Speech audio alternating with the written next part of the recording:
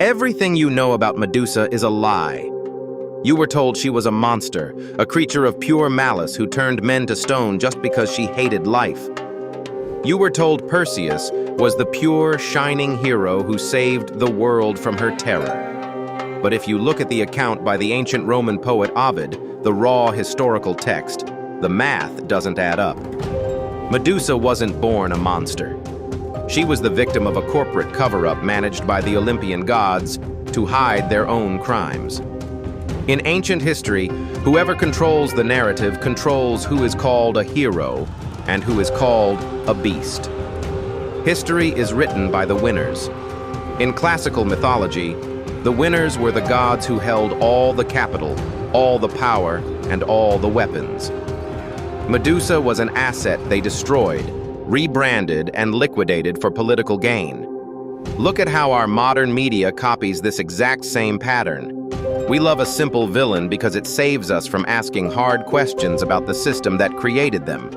Today, we are stripping away the Hollywood makeup, the modern video game tropes, and the biased ancient histories. We are breaking down the exact timeline of how a beautiful, loyal priestess was framed, executed, and turned into history's favorite scapegoat.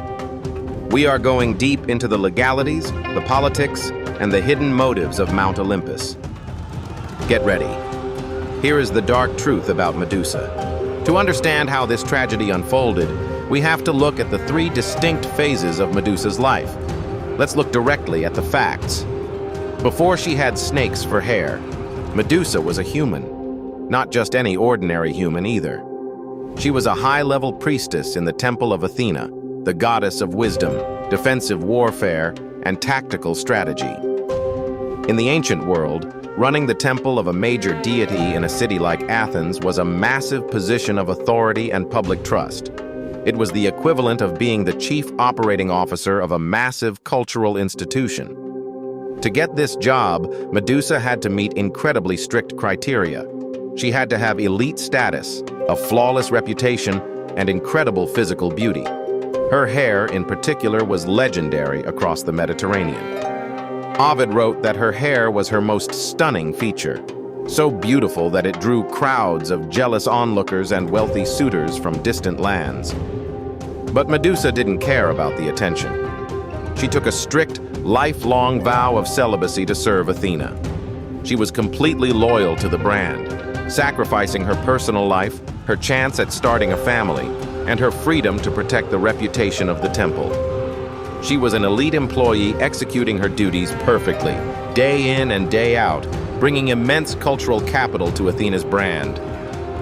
Then came Poseidon. He was the god of the sea, storms, earthquakes, and horses. But more importantly, he was Athena's biggest political and territorial rival. They constantly fought over land, influence, and the devotion of mortals. You might remember their famous rivalry over who would get to name the city of Athens. Athena won that round with her gift of the olive tree, and Poseidon never let that grudge go. He was looking for any opportunity to strike back and humiliate his rival.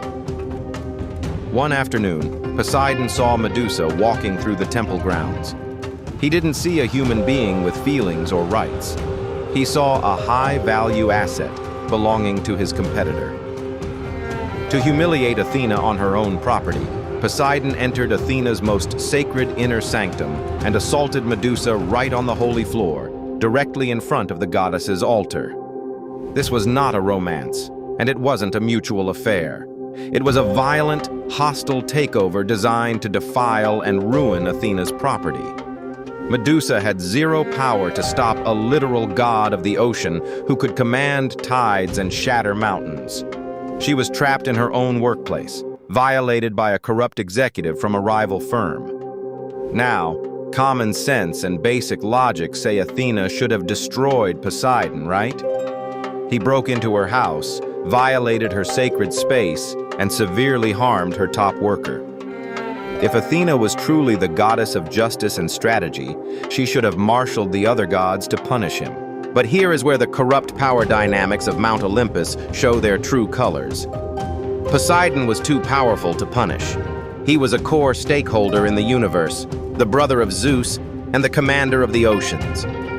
Punishing him meant starting a cosmic civil war that would disrupt global trade, destroy coastal cities, and threaten Zeus's throne.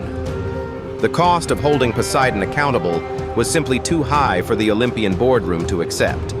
So, what did Athena do? She did what corrupt institutions always do when a high-ranking executive causes a scandal. She blamed the low-level employee. She managed the PR crisis by punishing the victim to cover up the security failure of her own temple. Athena cursed Medusa. She transformed that legendary beautiful hair into a writhing nest of venomous, hissing vipers.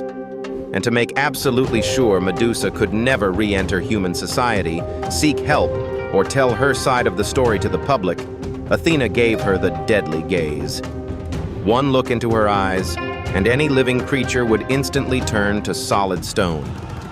Think about the strategic, psychological cruelty of this punishment. It wasn't just physical torture, it was total, permanent isolation. Medusa was banished to the edge of the known world, hidden away on a dark, desolate island called Sarpedon. She was left entirely alone, unable to ever look at a human face again without killing them. If a traveler wandered near her cave by accident, they died. If a bird flew past her gaze, it dropped like a rock. The gods took a traumatized victim of assault and successfully rebranded her as a terrifying villain to protect their own political alignment and maintain peace among the ruling class. For years, Medusa lived in this forced exile. Contrary to the stories told in later poems, she did not hunt humans. She didn't raid villages or terrorize cities. She stayed deep in her cave on a remote island, wanting nothing more than to be left alone. She was essentially a closed business, a forgotten casualty of a corporate war. So why, after all those years of quiet isolation, did Perseus go out of his way to hunt her down and chop her head off? If you look at the standard Hollywood story, Perseus is a brave, independent hero on a glorious quest to rid the world of evil. But if you look at the actual mechanics of the myth, Perseus was a low-level hitman hired by a corrupt local king named Polydectes, who ruled the island of Seriphos. King Polydectes wanted to get rid of Perseus so he could force Perseus's mother, Danae, into a non-consensual marriage. It was a classic political trap. The king held a large banquet and demanded that every guest bring him a horse as a gift. Perseus, being poor and assetless, couldn't afford a horse. To save face in front of the court, Perseus rashly declared he would bring the king anything else he asked for, even the head of Medusa. Polydectes seized the opportunity. He told Perseus to go bring him the head, fully expecting the young man to die in the process, clearing the path for the king to abuse his mother. But the gods on Mount Olympus saw this dynamic and realized they could use this desperate young man to permanently eliminate a loose end. Medusa was still alive, a living testament to Athena's failure and Poseidon's crime. If anyone ever discovered the truth, it could damage the gods' reputation among mortals. So, Athena and Hermes didn't leave Perseus to fight fairly or prove his worth. They stepped in and gave him state-sponsored, high-tech military gear. Athena gave him a polished bronze shield to use as a mirror so he wouldn't have to look Medusa in the eye. Hermes gave him winged sandals for rapid aerial mobility and extraction. They sent him to the northern nymphs to collect a helmet of invisibility owned by Hades and a magic bag called the Pegasus to safely contain the power of her gaze after the hit. They gave him a curved adamantine sword designed specifically for swift decapitation. Perseus didn't win because of courage. He won because he had an elite military surplus budget backed by two major deities. Let's look at the actual execution of the hit. Perseus didn't win a grand, heroic duel. He didn't look her in the eye and outsmart her. He snuck into her home at night while she and her sisters were fast asleep. Using the polished shield to look at her reflection, he walked backward toward a sleeping, defenseless victim of trauma and chopped her head off in her sleep. And what happened after she died? The systemic exploitation didn't stop with her breath.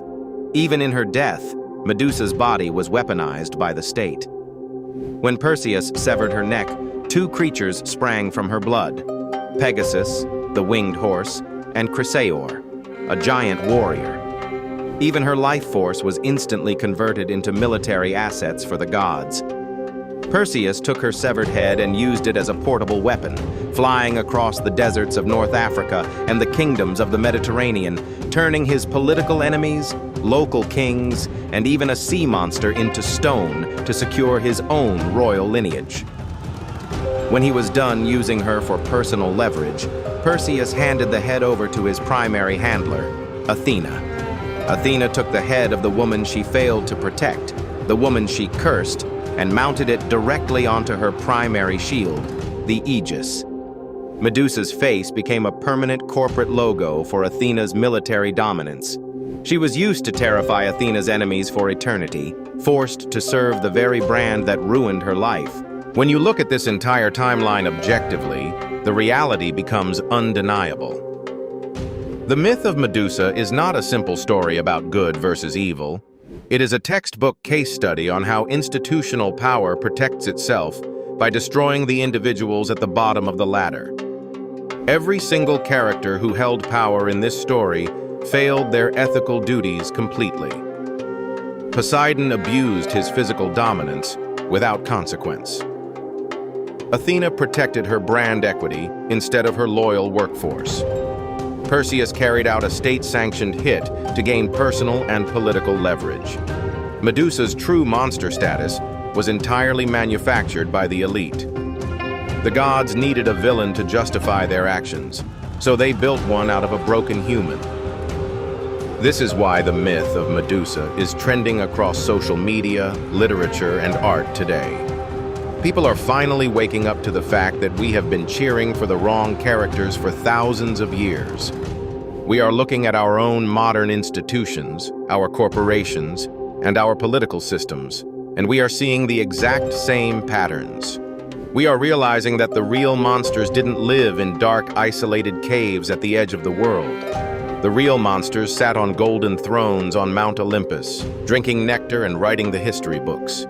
But I want to know what you think about this strategic breakdown. If you were in Athena's position, facing a massive political crisis with a powerful rival god like Poseidon, how would you have handled it without destroying an innocent life? Was Athena truly evil, or was she just playing a brutal, pragmatic political game to keep the universe from tearing itself apart in a civil war?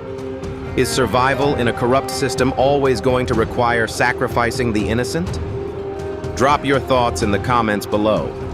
Let's get a real, logical debate going on this topic. If this breakdown changed the way you look at classical history and the stories we tell, hit that subscribe button right now. Share this video with one friend who still thinks Perseus was a shining hero, and let's ruin their childhood assumptions together. Thanks for watching and stay sharp. End.